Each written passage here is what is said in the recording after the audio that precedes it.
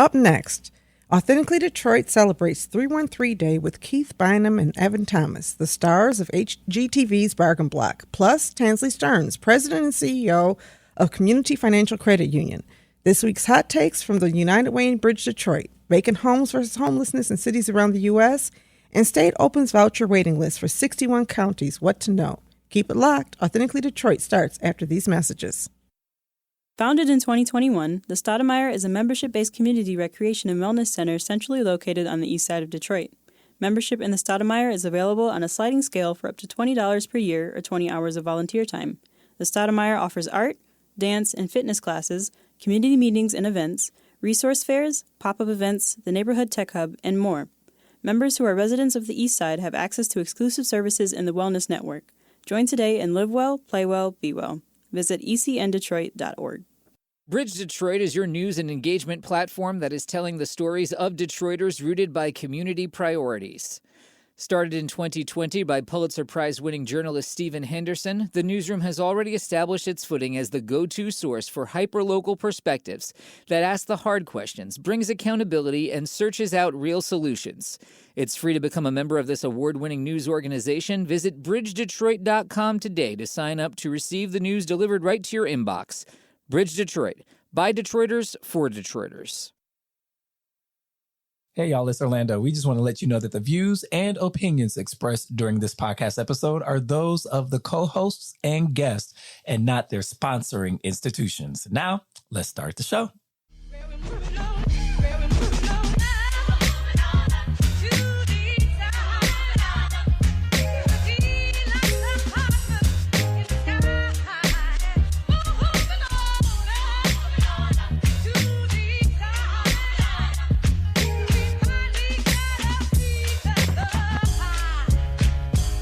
Hello, Detroit and the world. Welcome to another episode of Authentically Detroit, broadcasting live from the WDET studios from Midtown Detroit. We are a content partner to bridgedetroit.com. I'm Donna Givens-Davidson, and thank you for listening in and supporting our efforts to build a platform of authentic voices for our real people in the city of Detroit. We want you to like, rate, and subscribe to our podcast on all platforms.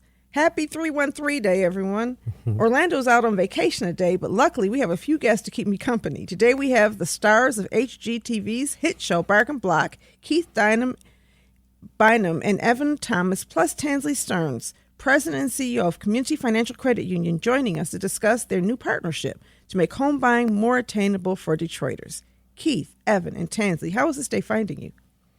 So far, so good. Happy Busy. Detroit Day. Thrilled to be here. Thanks for having us. Oh, no, we're so glad to have you here. As I was expressing to Keith and Evan, I'm a big fan of Bargain Block, so I feel like these are my friends, but also I'm having a fangirl moment here on 313 Day.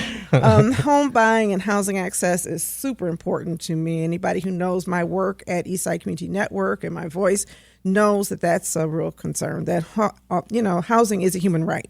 And we are not doing a great job helping people get there. But when I see Bargain Block, I see folks who are invested in trying to come up with housing solutions, making housing more sustainable, and also demonstrating that there are things you can do with homes that are vacant and sometimes seem beyond repair.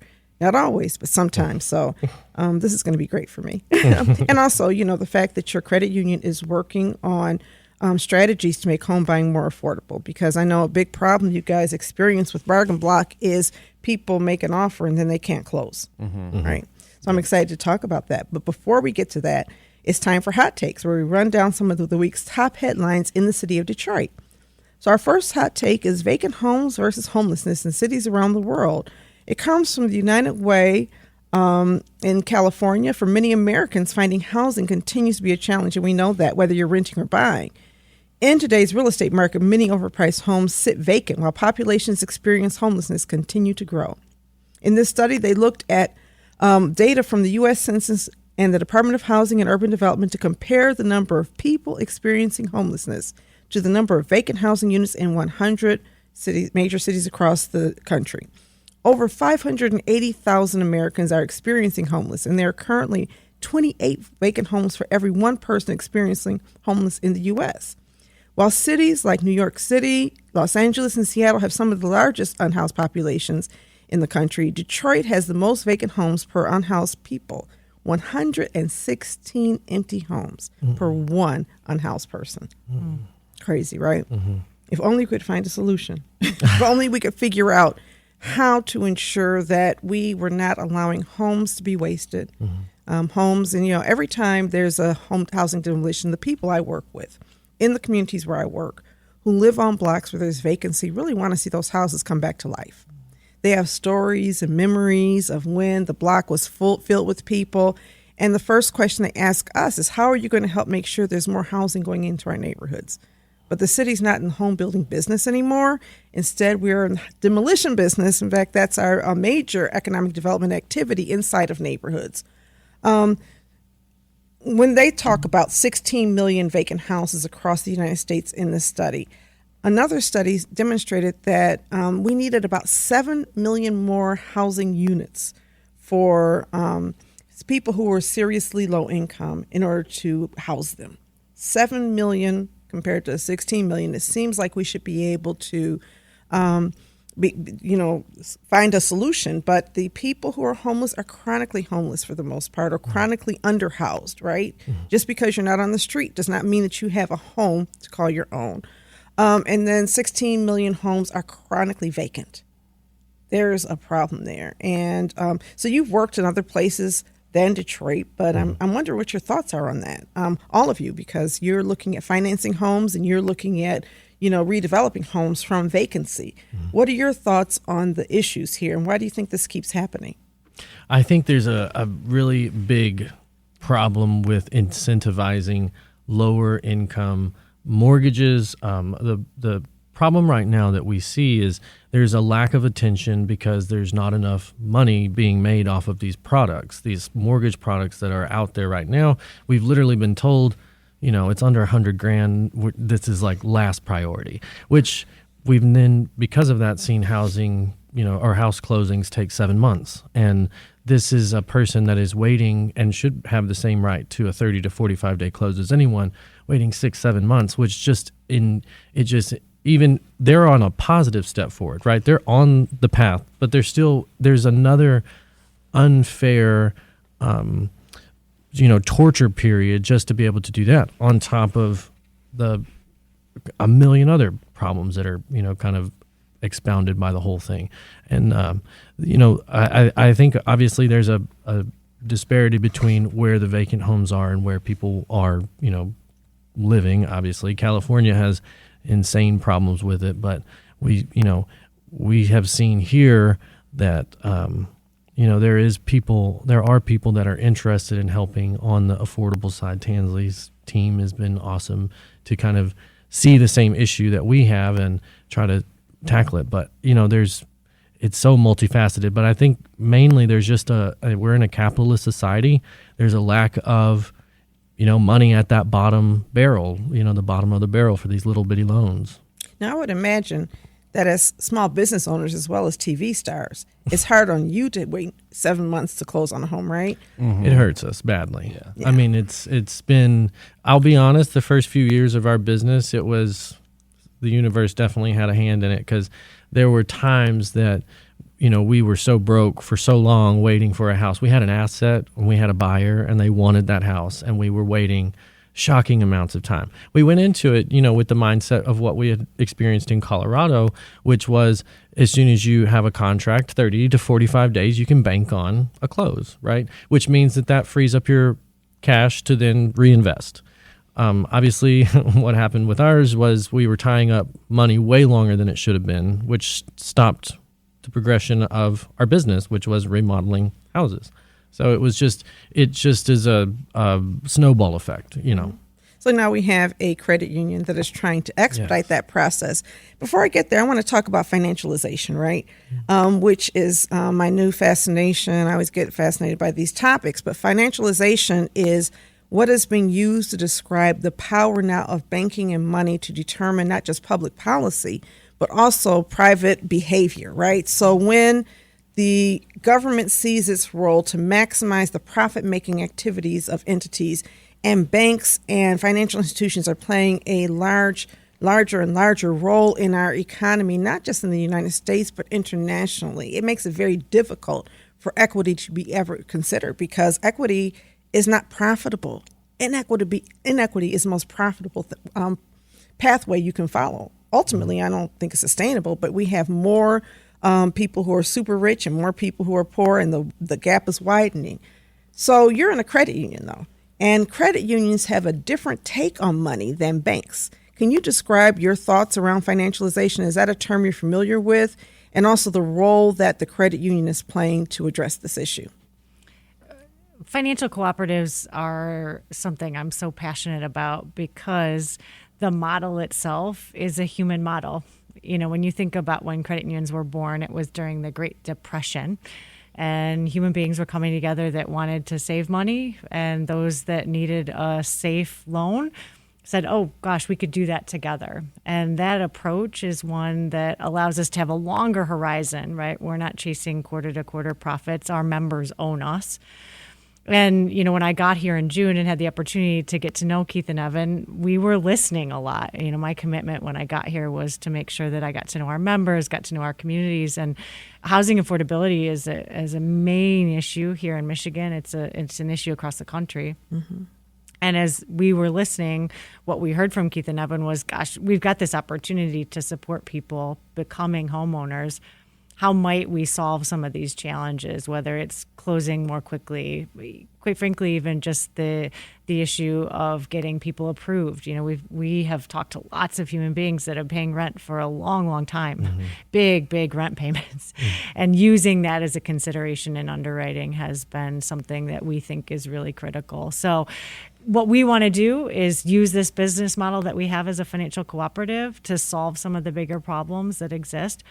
We know that not any one solution is going to get us there, mm-hmm. and we want to make a difference every single day, and I think that we do. Yeah, I think we need to demonstrate best practices, right? Right. Mm-hmm. So the credit unions came out of an economy where we proved the failure of unfettered capitalism, right? Mm-hmm. It's like, okay, wait a minute, things are really bad. We got Hoovervilles and other things. People are, defaulting on all their mortgages, jumping out of buildings. Let's do something. And that was the birth of the Keynesian economy, where the whole system believed that we've got to invest in working people, we've got to invest in the poor people, because it makes our communities healthier. Right. And then somewhere along the way, neoliberalism took hold, and it was like, no, that's not the role of government. The role of government is to help businesses profit.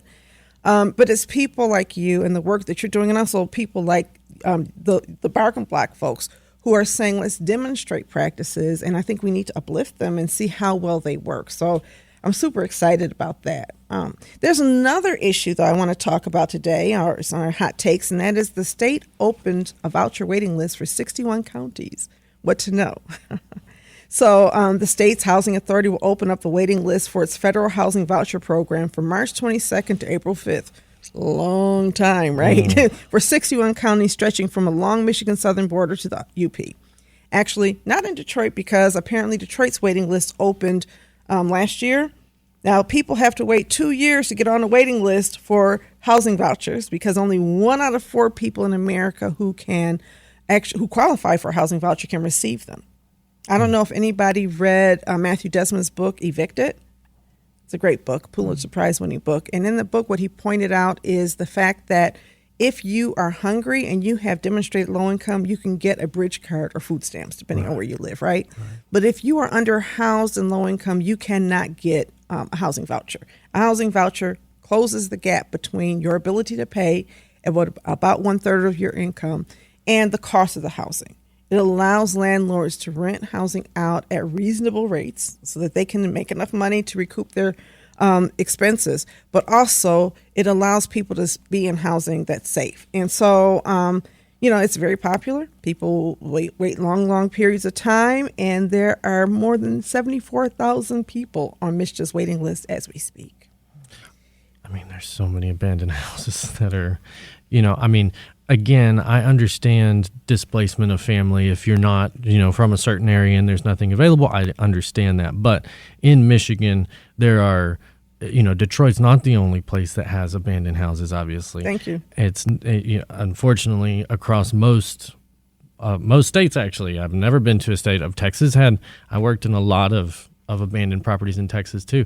But, the idea that there's a missing link, I think, in federal funding or state funding or something. I don't think anybody really that knows how to channel that has ever experienced what everybody that is going through this experience is. Maybe I'm sure there are examples, but it is something that is so life altering to be housing insecure or house insecure, you know. And then you think about just even in a temporary state, like a house that's sitting vacant for a showing. A lot of times we've had people that will come in and stay.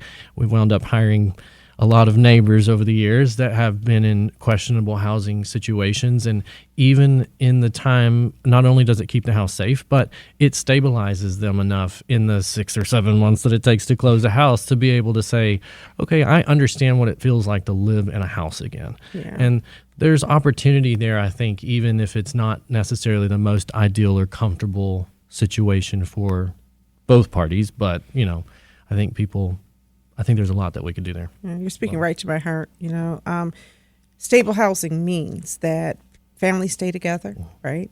It means that you go to the doctor more often. It means your kids go to school and show up on time and do their homework. It means that you get a job and keep a job. Stable housing is everything to human beings. And the fact that we're willing to tolerate not having that and then complain about school attendance rates or people not wanting to work as though somehow you can work in situations where you can't take care of your basic needs, because housing is basic. And, you know, then having water and housing is basic. And then, you know, having homes that don't present a lot of toxins are basic. And so during COVID-19, you have all of these people who are doubled, tripled up in houses where, you know, they're more likely to get sick because there's too many people living there. And suddenly we understood that it was in all of our best interest to put people in homes, right? Because nobody wanted to get COVID. So let's figure out how to put people in homes and get them water. As the emergency ends, the sense of urgency is also going away. But I hope that we have gotten used to the fact that we can invest in people. Evan, what do you think about this? You've been quiet. About the housing vouchers? All of it. Because I have to admit, I don't really think I know what housing vouchers are. So I don't feel educated to talk on that. But yeah, I mean, I would just echo everything that Keith has said in terms of what we've seen with our business. I mean, all I can really talk about is what I've seen in our business. And there's a lot of things that Tansley is helping us with CFCU in terms of getting these abandoned houses occupied, and which automatically brings up these neighborhoods and creates value for the people who already live there, and it also creates a safer neighborhood, a more desirable place to live. And there are certain things that we've found in doing our business that make that very hard to do. And Tansley has come in and has offered solutions for us that will help get those houses occupied by, you know, in an affordable way, and a way that is profitable for our business, but also affordable for the people who are buying, which I think is kind of the key thing to hit. Is because, you know, the thing that, in my opinion, the thing that keeps a lot of these neighborhoods stagnant is the lack of investment that come into them. So they kind of just like, no money comes in ever, right? And so the way that you fix that is that you have to make the neighborhood, quote unquote, better in some way. You have to get rid of the abandoned houses, put people in them. You have to increase the value for the homeowners who live there without increasing the value so much that it makes it unaffordable for the people who actually want to live there, right? So there's a sweet spot that we always try and hit with our with our business, is to just make the whole ecosystem better for everyone. Yeah, and that's what you're doing, right? Yeah. The easiest way to change a neighborhood and increase its value is to convince white people to move in. And that's a whole nother story. No, we don't have... No, that's not yours. I'm saying that's the easiest way in America, short of what you're doing, sort of for like a whole lot of reasons. Style, right? Exactly, because what you have to do is you have to supercharge the values in order to make it pay off. Right, And yeah. you're talking about people who don't have historical or family wealth. There's a huge wealth gap in America. Yeah. And if you can't get a mortgage, you can use your own money to pay. And the people who have that kind of cash tend to be white in America. I mean, the wealth gap is, by race is humongous. So what you see in some neighborhoods is you have to have a racial changeover in order to have improvement. And I think we have room for both, but you shouldn't have to, bring other people in and push the existing people out. So anyway, Right. Yeah. I think there's a way to increase value just marginally, right, in a way that people who have always had their house there can actually have a house that's valued at something. That is the exciting thing you're demonstrating, and I want to talk about that some more. So now we're going to go to a break, and we'll be back in a few minutes to pick back up this conversation with you and talk more intentionally about your businesses.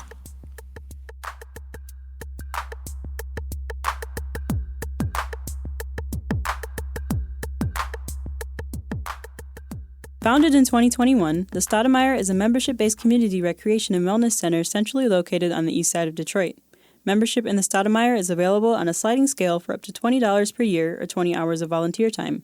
The Stoudemire offers art, dance, and fitness classes, community meetings and events, resource fairs, pop-up events, the neighborhood tech hub, and more. Members who are residents of the east side have access to exclusive services in the Wellness Network. Join today and live well, play well, be well. Visit ecndetroit.org. Bridge Detroit is your news and engagement platform that is telling the stories of Detroiters rooted by community priorities. Started in 2020 by Pulitzer Prize-winning journalist Stephen Henderson, the newsroom has already established its footing as the go-to source for hyper-local perspectives that ask the hard questions, brings accountability, and searches out real solutions. It's free to become a member of this award-winning news organization. Visit bridgedetroit.com today to sign up to receive the news delivered right to your inbox. Bridge Detroit, by Detroiters, for Detroiters. Okay. So we are back in our interview with Bargain Block and CFCU. So welcome back. As we mentioned earlier, we have our guest, and they joined us right in the hot takes because the hot takes are so relevant to this work.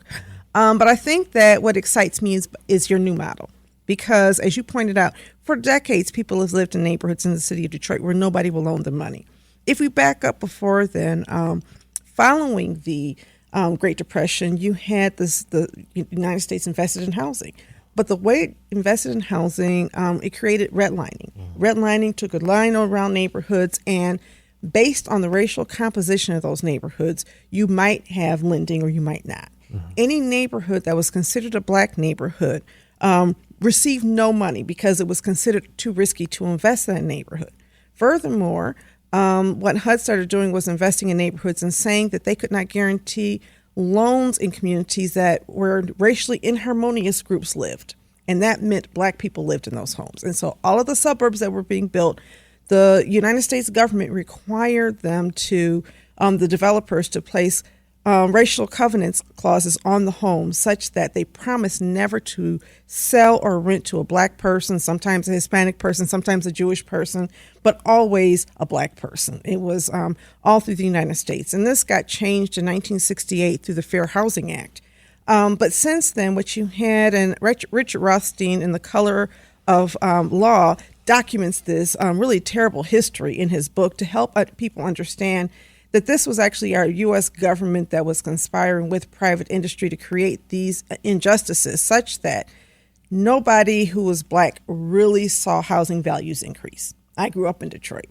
My parents owned a house, and housing values decreased very, very little, but lower than the rate of inflation, whereas in a lot of surrounding suburbs, housing values escalated. And so when my parents passed on a house or when they passed away, they didn't have housing wealth to pass down. And that housing wealth gets then reinvested in your next house, or that housing wealth sends a child to college. And when you have it and the child goes to college, that means they don't need a loan. Other people are taking out ginormous loans, right? And you don't have that family asset that's developing over time. Then when predatory lending hit the stage in the 2000s after we deregulated banking, Detroit had more predatory lending than any city in the nation, and more reverse mortgages, where you would establish a mortgage on the home of a senior citizen and let them take out the money now. And when they died, that home went to and was inherited by their children. And then after the foreclosure crisis, which happened, a lot of landlords as well as homeowners lost their homes. Then you had the tax foreclosure crisis.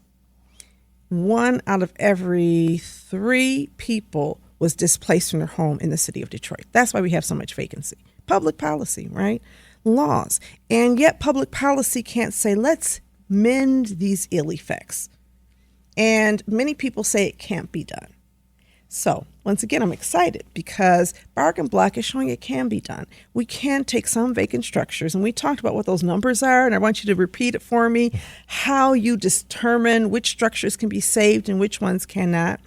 And I want to make it clear before I get to that our vision is not one where only Black people live in Detroit. Our vision is one of racial equity, where everybody has an equal opportunity to live here, to stay here, and to be part of a diverse community. That multiculturalism is always a good state. But when you have situations or government that's segregating you, you've got to do some things so that you don't perpetuate segregation by fiat. And so anyway, so with that, I just in mind, because I want to be clear about my vision, and I think what a lot of us are working towards, can you talk about your evaluation of homes and how you decide what can be saved, what proportion of homes you've looked at can be saved? So, I mean, it's pretty clear most of the time what can and can be saved. I would say anything past 50%, and that even sometimes is on question. 50% of the house could be completely rotted down. But if the foundation is in good shape, you think about how much money goes into just the foundation, how much carbon, how much concrete, metal, all of the work that happens there. So, we take a lot of that into consideration leading up to making the decision on whether to tackle a project or not. And so, I think a lot of people would look at a lot of the houses that we do and say, no way, and move on. I know my parents always could not figure out why I liked this so much, because they were just like, these houses are a mess. But, it's definitely, it's proof that you can have a nice amount invested already in a project, even if you have to tear half of it down, Mm-hmm. So the fact that a lot of these houses were built really well is a big help too. Mm-hmm. So, when roofs haven't completely failed, most of the house is still intact. And we had one the other day that was almost so pristine it was creepy. So the houses were built well. You think about the change in lumber we buy now. It's so soft and a joke kind of. And the houses that we had hardwood lumber. These are better quality houses for the most part. Obviously there's some things that have to be taken out from now and what we know, but for the most part, the bones of the houses are good. And there's a lot that can be saved. A lot of money can be offset. And, I think a lot of times we look at budgets when we finish up, and you can tell, obviously, what amount of the house had to be replaced. But even still, there's no comparison in building an all-new house. Yeah. So, Keith, you're the artist, and Evan, you're the engineer.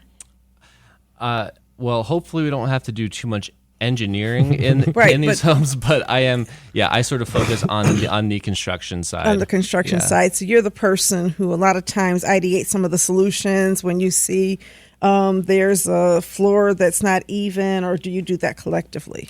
We're both builders. Yeah, we both Mm-hmm. work together, but I would say we have kind of fallen into our lanes of Keith mostly is concerned with like the design side, and I'm sort of mostly concerned with like the project management and the construction side. But of course, we always, right.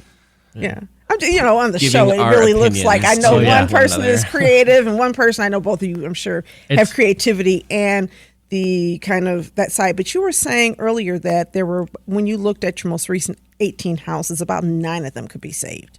Yeah, so I honestly, we probably could have done a little bit more, but we just couldn't buy more than 9 in that moment. But there definitely are houses that you sort of look at it like usually they tend to be larger, they tend to be not brick, they tend to have massively failed roofs for a long time, right? So you're talking rotting that's going down to the foundation walls.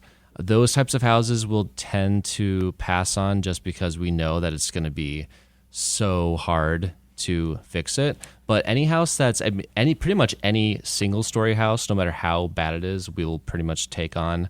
A lot of 2-story ones that are marginal will take on. Brick houses are great because oftentimes we've seen houses where walls are totally rotted out, but the brick is actually holding everything up. So there's definitely things that you learn as you do it, like what is feasible and what is not. Yeah. So sometimes I make arguments about this with people. I used to, be very hypothetical, but then I saw your show and I was like, just watch Bargain Block, okay? Watch it and then get back to me, because I promise you can do way more than you thought you could do. Because when I first watched the show, I was like, what is this? Yeah. And then you see it and it's like, wow. Yeah. And there's something about that renewal that just lifts the spirit of people. I was like just feeling good and floating when I watched that show. And I, as I mentioned to you, even when I teach, I try to help people understand, because sometimes you can't envision positive things, and you demonstrate it.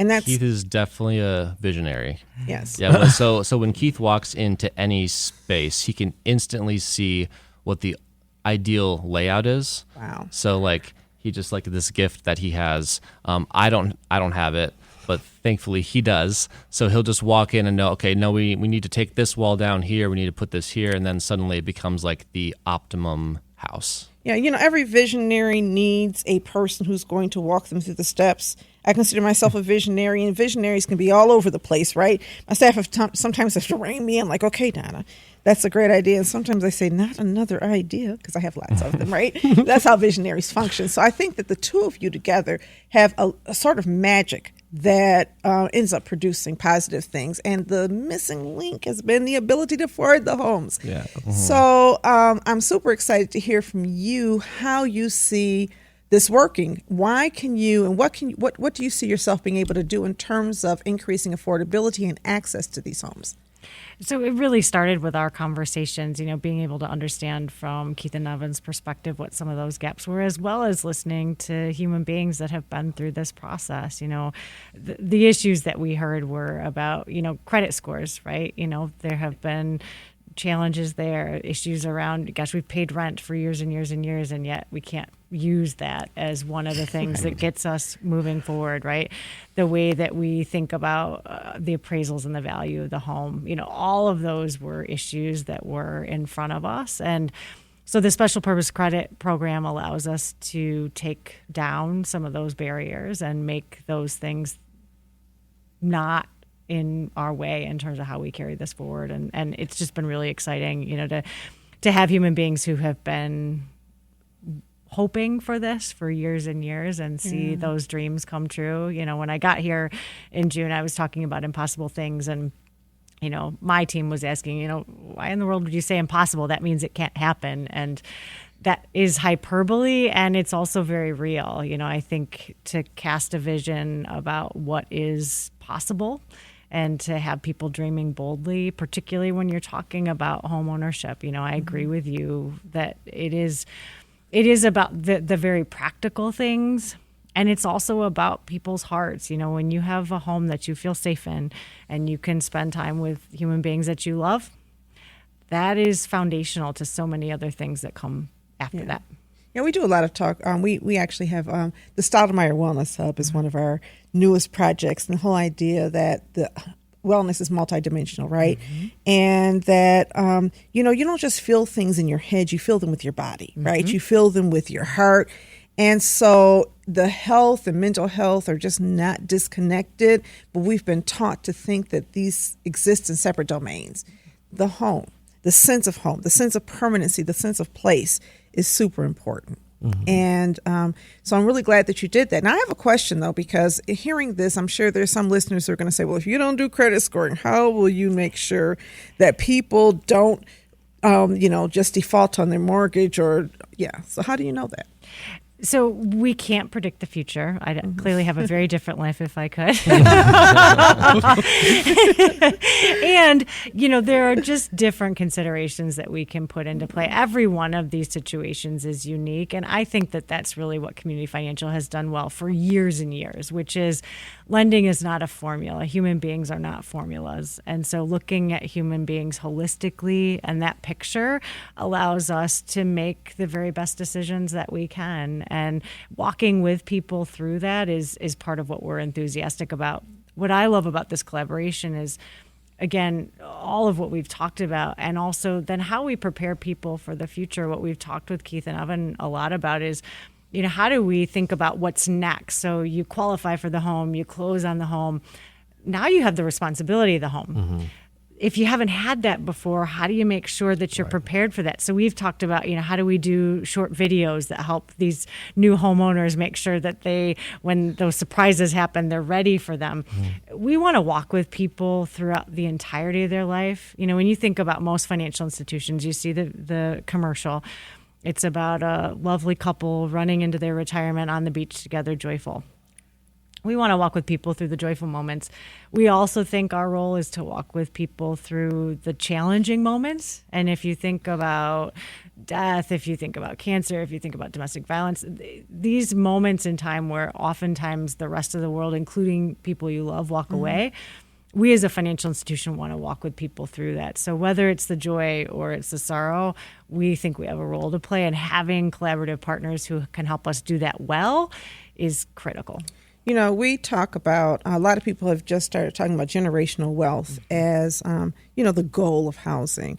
And I really look at generational well-being, because every home is not going to generate wealth. And I'm not even certain I'm into people trying to pursue wealth with housing. That's part of the problem, is everybody's trying to get rich off housing, and it ends up displacing people. So I'm sorry for those people who think that that's what you want to do with your housing. And, partly it's because, like I said, in Detroit, homes did not appreciate and value that much, but people had generational well-being, a generational place to stay. You speak about something very significant, though, and we struggle with this, getting people to teach people how to maintain basic things. Yeah. How to not flush, the impact of flushing a Clorox wipe down the toilet, or a diaper down the toilet. How do you just do basic, maintenance things, because, it's going to break. And if you can't afford a plumber, or if you can't afford an electrician, then what is a small problem can become a big problem. Yeah. So do you have anybody teaching that to people, or is that still sort of pie in the sky? We're working on that actively. So with videos and little tutorial type things on how to clean a gutter or clean grout, or make sure your toilet isn't running. Those are things that are for a lot of people that are first-time home buyers. If they grew up with renting, they didn't have to work on those things. They didn't have to face them directly. It wasn't their asset. So they called somebody, or, hopefully somebody came and fixed it. These are little things that can go a long, long way. So, if you can give some basic tools to people that help build their kind of confidence in that area too, they'll feel better about taking on a larger project with the house if something goes awry. I think there's a lack of confidence in the area because there's a lack of knowledge, and there's not been, I've had a lot of experiences that Evan hasn't had. I've learned from him. He's learned from things. And so just exposing people to the things that you're going to run into I think the other thing too, sometimes is what's really fascinating is to Tansley's point, there's not really been somebody kind of like holding your hand a little bit. I remember the first time I went through a mortgage, I remember crying my eyes out because it was the most stressful thing I'd ever done. And now, I've done like 65 houses, but still not that many mortgages actually. And a mortgage still scares me. You're committing to a very long term and kind of, unknown. There's 30 freaking pages on the closing docs. Those are terrifying things, So if not too many mortgages, then what? Well, now... You meant personally? No, personally, I haven't had. Oh, okay. Now, thankfully, because and I'm a huge advocate of if, I would say, I realize that I've lived in places that probably weren't, where I should have been. And I realized that coming to a place like Detroit would never have been on my radar, but it filled my life with more joy than I could have ever imagined. A lot of people that are experiencing homelessness sometimes have an opportunity to start over and move somewhere, but there's a fear for it. And we kind of we're odd, I guess. We uprooted and moved across the country, never having even been to Michigan. So, but I just knew that where we were, the houses that we lived in were insanely expensive. The property taxes were insanely expensive. And, what you got for it wasn't worth it. Right. That's that other HGTV. Like, what can you afford? $1 million. I'm like, wow, where are these people living and what kind of jobs do they have to allow them to afford these jobs? So, we're about to go into another break, but I just want to point out that the more you talk, the more I think, well, we need people like you on the east side of Detroit. And also, there's you can't do it all. No. But there's got to be ways that people like me and organizations like mine can learn to replicate some aspects of what you do. And I wonder if in these conversations about training, there's a thought about that. So hold it, and we'll come back, and I'll be prepared to answer that question.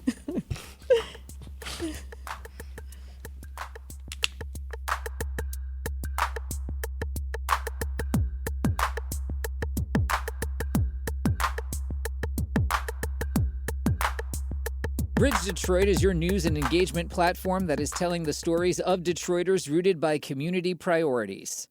Started in 2020 by Pulitzer Prize-winning journalist Stephen Henderson, the newsroom has already established its footing as the go-to source for hyper-local perspectives that ask the hard questions, brings accountability, and searches out real solutions. It's free to become a member of this award-winning news organization. Visit bridgedetroit.com today to sign up to receive the news delivered right to your inbox. Bridge Detroit, by Detroiters, for Detroiters. Founded in 2021, the Stoudemire is a membership-based community recreation and wellness center centrally located on the east side of Detroit. Membership in the Stoudemire is available on a sliding scale for up to $20 per year or 20 hours of volunteer time. The Stoudemire offers art, dance, and fitness classes, community meetings and events, resource fairs, pop-up events, the neighborhood tech hub, and more. Members who are residents of the east side have access to exclusive services in the Wellness Network. Join today and live well, play well, be well. Visit ecndetroit.org.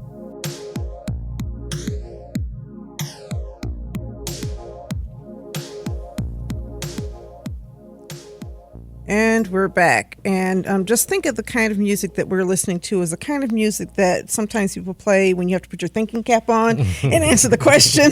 What are your thoughts about helping to train other people to do what you're doing in other communities? I mean, I'm going to say that actually falls back on Tansley more than anything, because I think I'll tell you from my Instagram messages, there's a lot of people out there that are very interested in doing what we're doing in even the neighborhoods that we're doing it in. But there is such a massive problem with the financing side. And one of the things that I wanted to talk about quickly was there's, what Evan was talking about on stemming investment in neighborhoods is a lot of flip funding comes from flip, essentially like they're built to do flip funding. So they would offer money to flip a house, right? Well, unfortunately in Detroit, their model doesn't work. So none of the numbers work. So you can't do it in Detroit. They're really meant for places like California. Right. So you would have a 70% loan to value or 80% loan to value, then that would be what you flip the house with, right? In Detroit, when you have $1,000 house, we were trying to explain this to this guy. I don't know why, because he didn't care, but it was like, we have $1,000 house. We need lending to be able to get the house fixed, and it will sell for this. Like, here are the comps. We can prove that we can make money. Didn't care. It didn't fit the model. That's where Tansley's group came in and really was like, not to be too crazy negative about Bank of America, but I don't know anybody at Bank of America.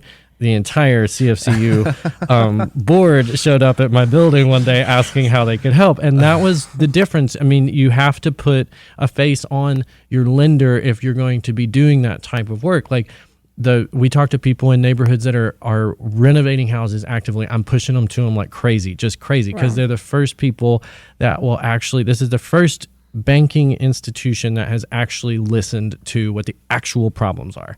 And that was, you wouldn't think it would be that difficult to get somebody to freaking listen with a TV show, right? Well, that's a good point. Yes, listen, you're raising the concern on the TV show. Sometimes I've seen you raise the concern. Try to. Tansley, listen, and that's amazing. Yeah. So there's two aspects to it. So there's a group of us in our nonprofit community development side who are working on a project where we're going to get homes from the Detroit Land Bank Authority. Some of us already have homes on loan, and we're working with a housing partner in this. And then we're going to rehab the homes, get subsidy from the city, and sell them at an affordable rate. So instead of selling them at the actual cost of renovation, which again is much less expensive than the cost of building a new home, especially quality new home. In addition to that, we're going to be able to subsidize these homes. And we need people to help train us to understand how to do the work, right? Yeah. So that's one side. And on the other side, we need somebody to lend. And so I guess the question is, on your side, are there things, is there a business model where you could see yourself, holding trainings for people who want to do better and want to figure out how to do it, and also how not to spend so much money on contractors that you soak up all the subsidy? Right. Because one of the ways you make it affordable is you do some of that work yourself, right? 100%. And do you know what's really crazy is I think it's fascinating. So we have a classroom at our show or our store over on Grand River. But when we have classes for, say, tile work, we wound up doing this tile class, and it turned out to be, I don't know why we did this, because this is just how Evan and I are, but everybody knew how to do every step from start to finish of grout. I don't know why we got so involved, but it was remarkable to see how many people lit up and were so excited to have to us it seems like a skill that you would take for granted at this point, but just it was unbelievable. And giving people the power to do that on their own is more valuable than anything else to me. And that's where I also think there's a big opportunity. I know Tansley has talked about this, where creating some sort of, even it can just be as simple as literature at closing for if you're a first-time homeowner, like a pamphlet that says, like, these are common issues and these are how you address them. Right. Because what we've noticed is that a lot of times, like what Keith was talking about, if they've just rented their entire life and they've only known people who've ever rented, then they might not know that you actually have to clean your gutters out multiple times a year so that they actually work as gutters. Or change you have your furnace to filter. And change your furnace filter, and to recognize when you need a new roof, and all these things that create the longevity to your home that people maybe just don't know about. And it could be as simple as just a little pamphlet, or it could be as involved as in-person classes. Yeah. Oh, that sounds wonderful. And I love the idea of videos too, because a lot of people are more likely to watch a video than to read your pamphlet. And we're moving into this new millennium where we need to start giving people information the way they use it. So Tansley, do you lend on the east side of Detroit?